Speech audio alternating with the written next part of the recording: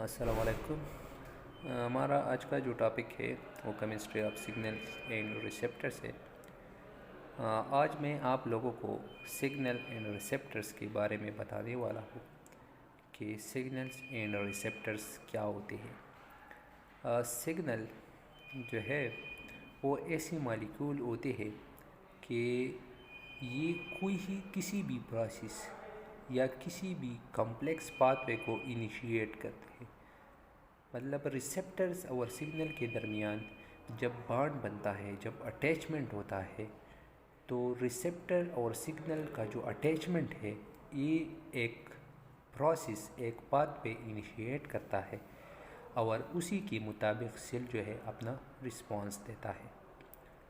जैसे अगर कोई आप लोग कम्प्लेक्स पाथवे देखो, जैसे ग्लूकोज ग्लाइकोलिसिस का पाथवे देखो, तो जब 38 ATPs बनते हैं ग्लाइकोलिसिस क्रिब्स साइकिल और इलेक्ट्रॉन ट्रांसपोर्ट चेन में, तो ये 38 ATP जब बनते हैं और ये जो प्रोसेस जो है वो स्टार्ट होता है, ग्लाइकोलिसिस होता है, क्रिब्स साइकिल होता है और फिर जो है इलेक्ट्रॉन ट्रांसपोर्ट चेन होता है।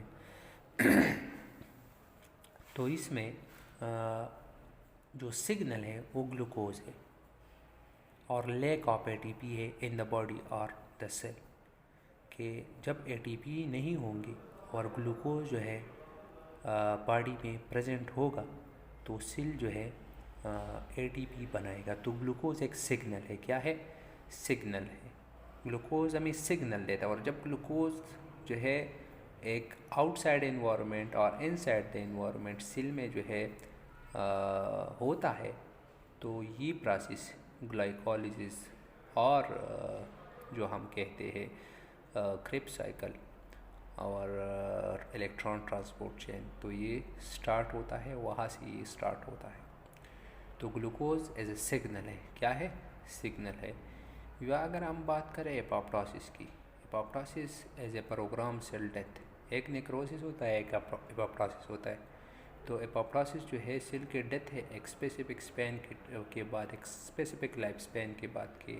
आरबीसी को देखो, आरबीसी जो है 120 डेज़ के बाद जो है वो मर जाते हैं।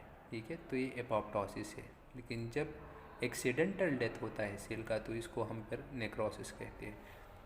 वो एक्सीडेंटल डेथ क्यों होता है? या तो कोई इंजरी होती है या कोई डिजीज़ होती है। जैसे अगर किसी को HCV होता है, तो HCV वायरस क्या करता है? लीवर सेल को डैमेज करता है, लीवर सेल की डेथ काज करता है। तो इसको फिर नेक्रोसिस कहेंगे, एपोप्टोसिस नहीं कहेंगे, क्योंकि ये जो है एक प्रोग्राम, एक प्लान के तहत, बॉडी की एक प्लान और सेल की प्लान के तहत जो है ये नहीं मर रहे, बल्कि एक्सीडेंटल जो है मर रहे। तो इसको फिर हम नेक्रोसिस कहते हैं। तो सिग्नल जो है एपोप्टोसिस में ये होता है कि एक सिग्नल रिलीज़ होता है। सिग्नल कैसे रिलीज होता है? सेल को कैसे पता चलता है कि अभी जो है मेरा टाइम ख़त्म है, जो है आरबीसी की जो है 120 डेज हो चुके हैं या 118 हो चुके हैं और अभी वो मरने वाला है। ठीक है, तो एपोप्टोटिक एक सिग्नल क्या होता है कि वो सिग्नल करता है, वो सिग्नलिंग पाथवे है। तो उस सिग्नलिंग पाथवे इनिशिएट कैसे होता है? तो उस सिग्नलिंग पाथवे जब इनिशिएट होता है तो इसके लिए जो है फिर एक एंजाइम होता है जिसे कैस्पेज कहते हैं। कैस्पेज जो है एक प्रोटीएज है। प्रोटीएज मीन्स प्रोटीन की ब्रेक डाउन करता है। तो कैस्पेज जो है एपोप्टोसिस की कम्प्लेक्स पाथवे, जो एपोप्टोसिस की जो कम्प्लेक्स पाथवे है, जो चेन ऑपरेशन है कम्प्लेक्स पाथवे के, जब मैं बात करूँगा तो ये इसका मतलब होगा चेन ऑपरेशन, कि इसमें रिएक्शन की चेन्स इन्वॉल्व होंगे, डिफरेंट रिएक्शन होंगे, बहुत ज़्यादा रिएक्शन होंगे। ठीक है, तो एपोप्टोसिस जो है उसका, उस पाथवे को इनिशिएट करना किसका काम है? कैस्पेज का। कैस्पेजेस जो है प्रोटीएज होते हैं और ये साइटोप्लाज्म में कुछ प्रोटीन्स की जो है वो डिग्रेडेशन करते हैं, ब्रेक डाउनिंग करता है। और जब उसकी ब्रेक डाउनिंग करता है तो उसके बाद जो है ये रिएक्शन जो है इनिशिएट होता है। ठीक है, फिर उसमें बहुत से कैस्पेजेस इन्वॉल्व है।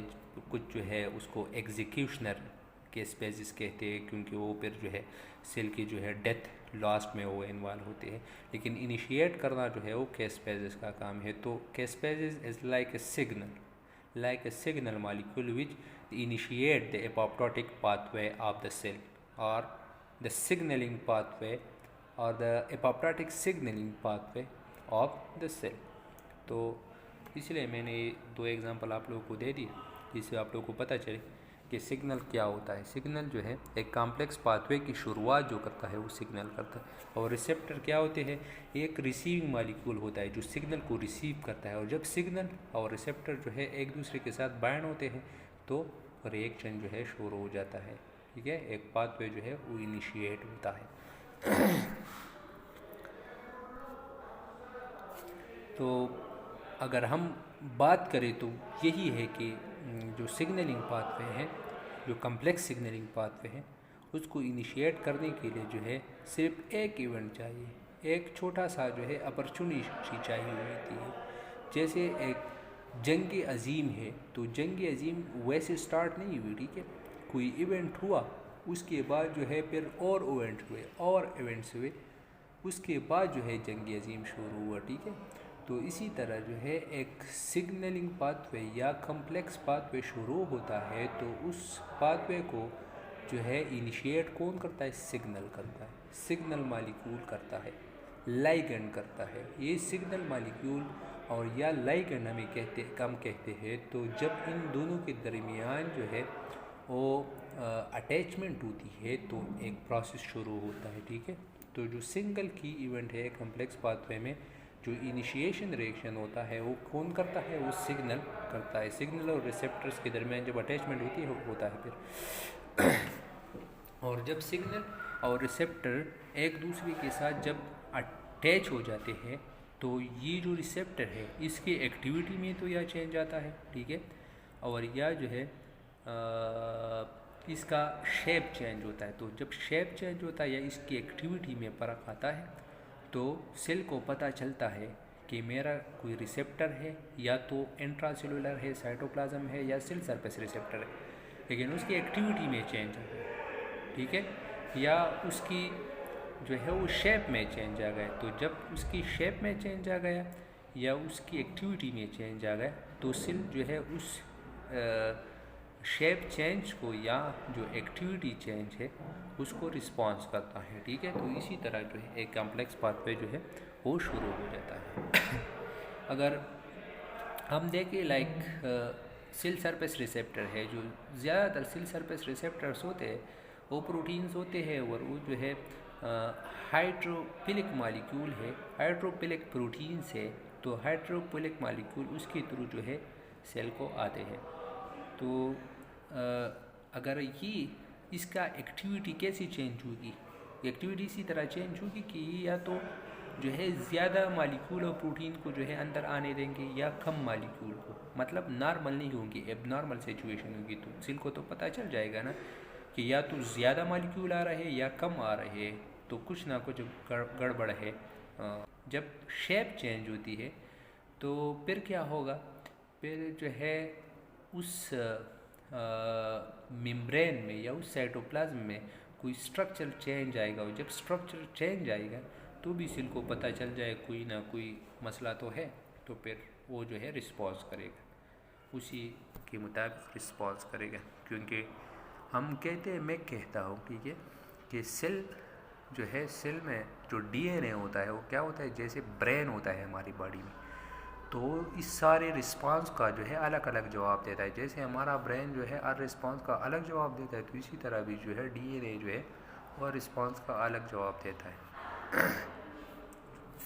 तो अगर आप लोग ये देखो ये स्ट्रक्चर है, तो इस स्ट्रक्चर में जो है यही होता है कि लेगेंड आप देख रहे हो, लेगेंड और सिग्नल मॉलिक्यूल और रिसेप्टर जो है वो सेल सरफेस पे प्रेजेंट है सेल मेम्ब्रेन में।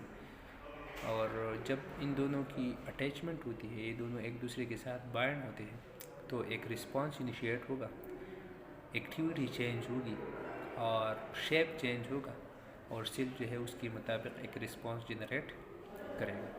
ठीक है, फिर जो रिसेप्टर्स होते हैं वो दो टाइप्स के होते हैं, एक इंट्रासेलुलर रिसेप्टर्स होते हैं और एक सेल सरफेस रिसेप्टर्स होते हैं।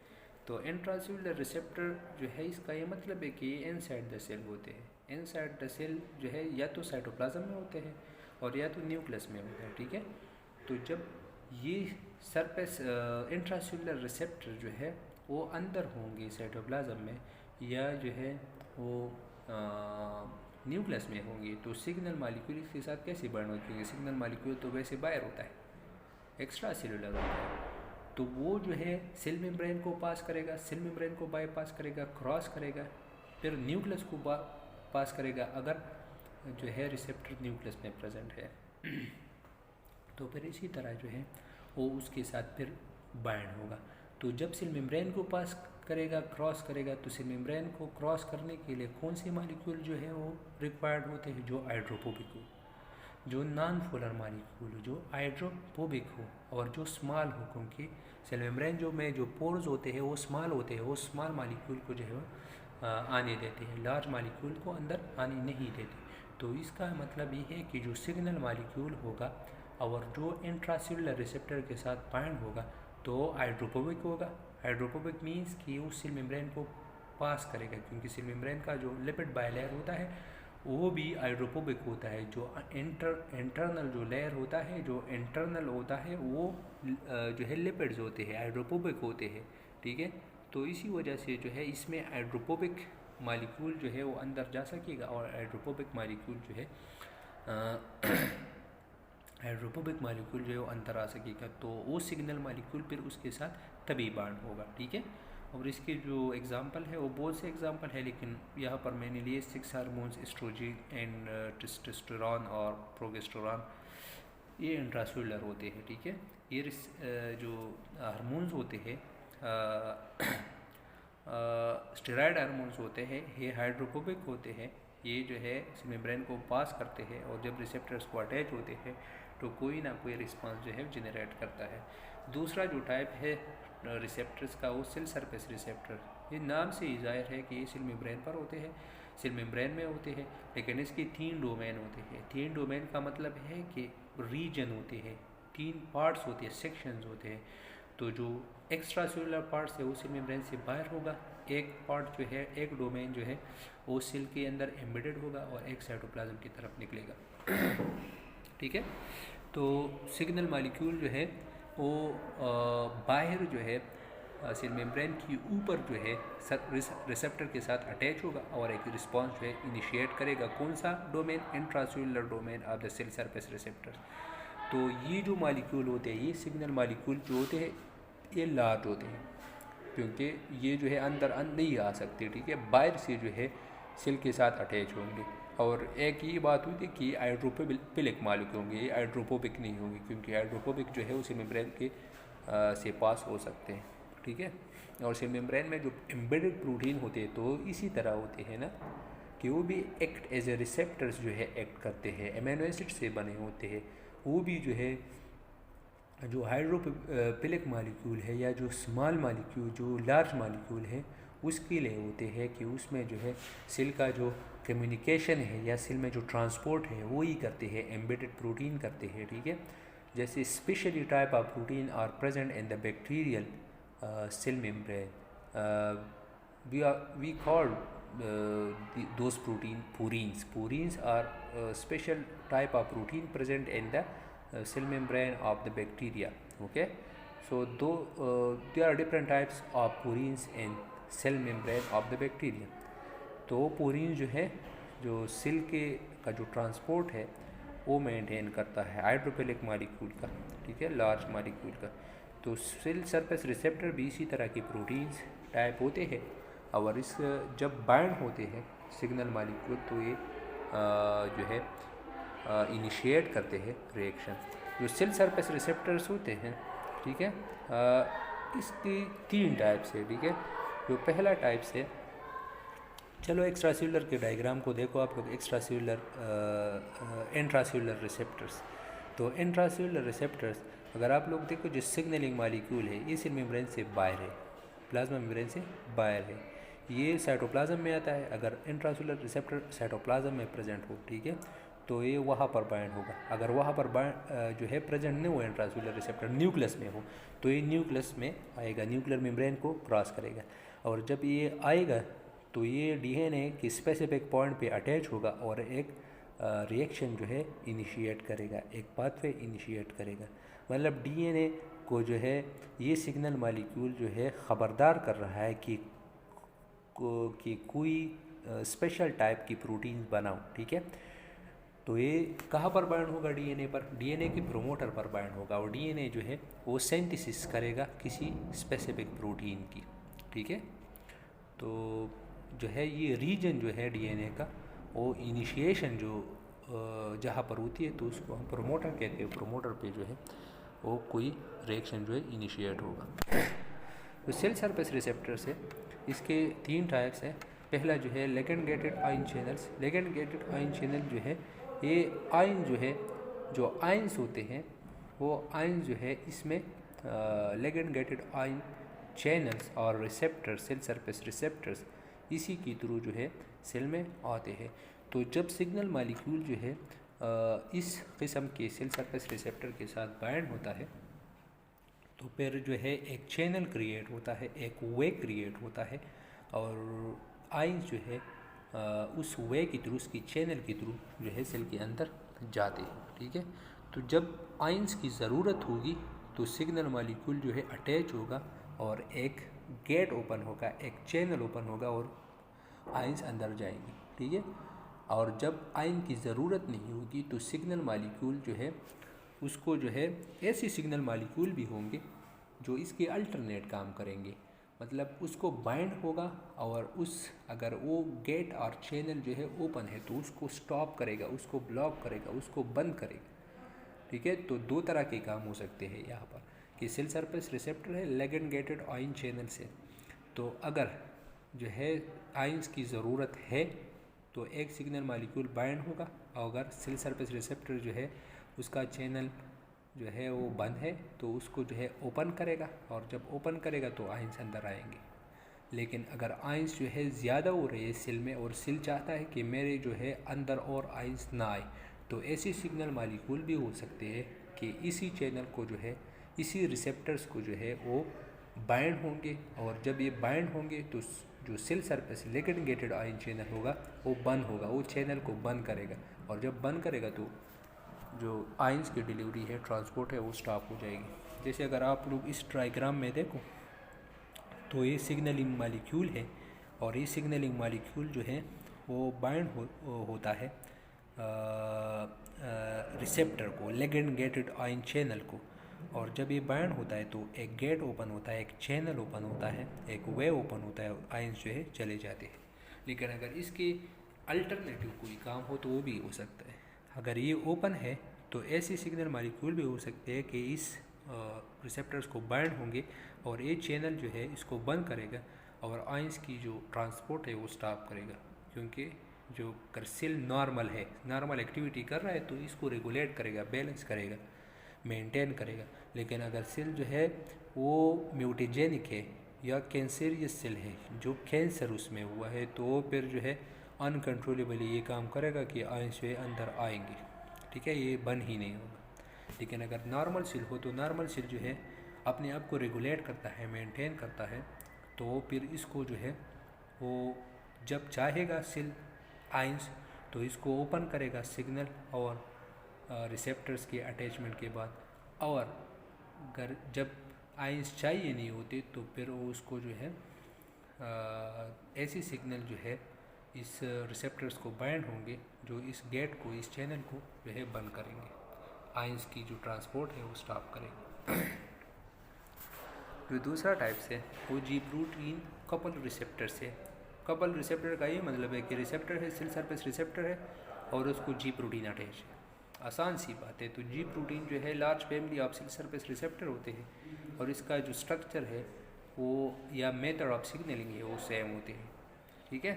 तो इसमें जो है डिफरेंट टाइप्स ऑफ प्रोटीन होते हैं और ये जो है सेल मेम्ब्रेन को जो है इसका जो सेल मेम्ब्रेन को क्रॉस करते हैं, इसका जो सेगमेंट्स होते हैं और इसी तरह जो है सिग्नल जनरेट करते हैं। तो सिग्नल कैसे जनरेट करता है, तो इसके डायग्राम में हम देखते हैं कि जी प्रोटीन कपल रिसेप्टर क्या होते हैं।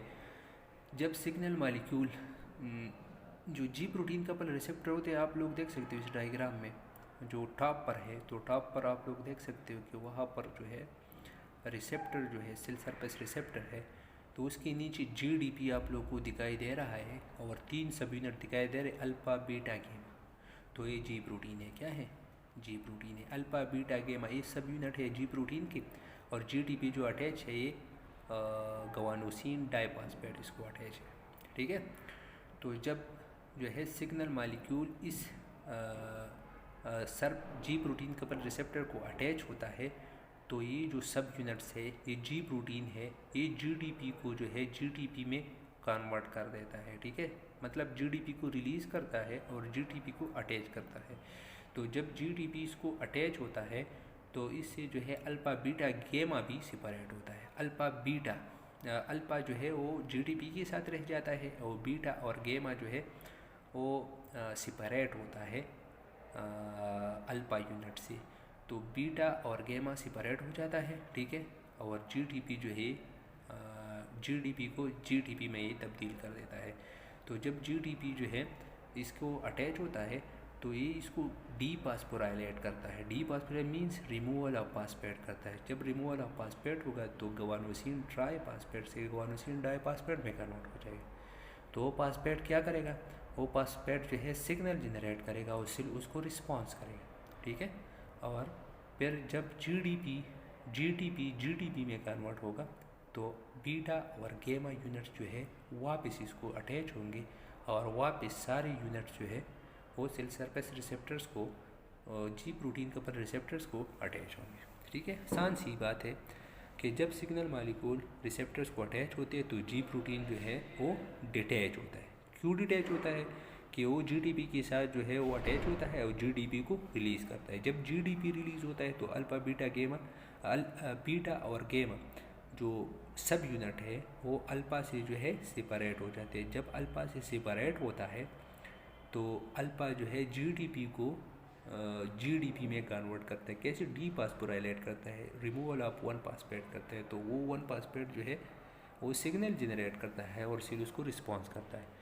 और जब GDP में कन्वर्ट होता है तो वापस बीटा और गेमा जो है अल्फा सब यूनिट के साथ अटैच होता है और वापस सारे यूनिट्स और GDP जो है रिसेप्टर्स को वापस अटैच होते हैं। तो इसलिए इसको जी प्रोटीन कपल रिसेप्टर कहते हैं। जो तड़ है उसको हम एंजाइम लिंक रिसेप्टर्स कहते हैं, ठीक है। तो एंजाइम लिंक रिसेप्टर क्या होते हैं कि इस जो सरफेस रिसेप्टर है इसमें एंजाइम लिंक होता है, ठीक है। अगर एंजाइम लिंक ना हो, जैसे काइनेसिस है, तो अगर एंजाइम लिंक ना हो तो इसके साथ क्या होगा? इसके साथ जो है फिर ये होगा कि कोई और एंजाइम साइटोप्लाज्म से आएगा और इसका जो रिएक्शन है वो कैटालाइज करेगा, ठीक है। तो इसका क्या जो है वो कैसे जो है सिग्नल जनरेट करता है? तो आप लोग देख सकते हो कि 2 यूनिट्स है या 2 रिसेप्टर्स है जो अलग अलग जो है सेल मेम्ब्रेन में एम्बेडेड है। तो जब इसको सिग्नल मॉलिक्यूल जो है अटैच होते हैं दोनों रिसेप्टर्स को, तो डाइमराइज होते हैं, पेयर अप होते हैं, दोनों एक दूसरे के साथ बाइंड होते हैं। और जब बाइंड होते हैं तो इसके जो टायरोसिन रेजिड्यूज है, जो इंट्रासेलुलर डोमेन है इसका, जो साइटोप्लाज्म में इसका जो रीजन है उसमें जो टायरोसिन रेजिड्यू होते हैं तो ये फॉस्फोराइलेट होता है। क्यों फॉस्फोराइलेट होता है? काइनेसिस जो है इसको एडिशन ऑफ फॉस्फेट जो है उसमें कर देता है, और जब एडिशन ऑफ फॉस्फेट होता है टायरोसिन रेजिड्यू में तो एक सेल्यूलर रिस्पांस जो है वो जनरेट होता है और सेल रिस्पांस करता है, ठीक है। तो एंजाइम लिंक रिसेप्टर जो है इसमें या तो एंजाइम जो है लिंक होगा इंट्रासेलुलर डोमेन में होगा। ओके, आई थिंक इतना जो है काफ़ी होगा, ठीक है। अगर इसमें कोई भी कॉन्सेप्चुअल क्वेश्चन बन रहा हो या इसी लेक्चर में कोई भी क्वेश्चन बन रहा हो तो आप लोग कमेंट सेक्शन में जो है पूछ सकते हैं। Thank you.